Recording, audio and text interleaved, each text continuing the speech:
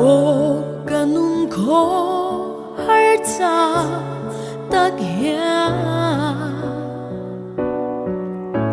mangay tuang nga china o ganun na ya lalpa ang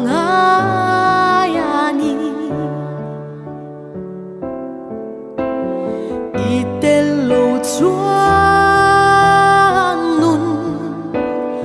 akimlo kazin kong kho haraya an soi nin lo ram noa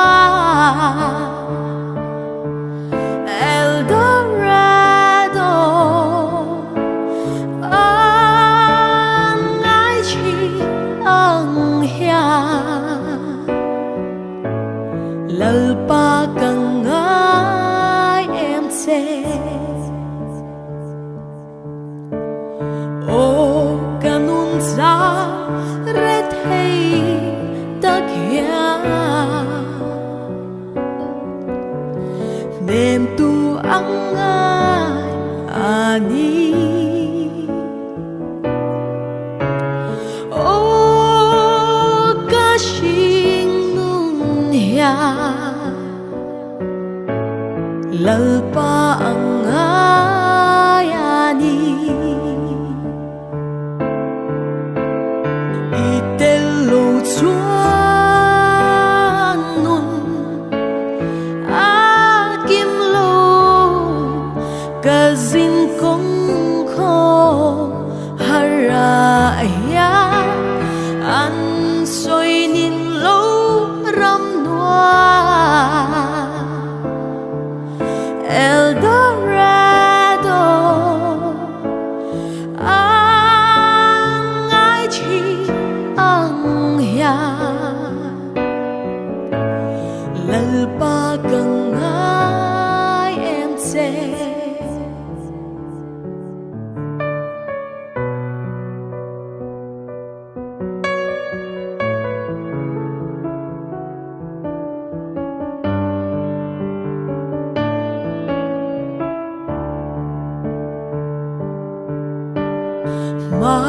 ngày tu tông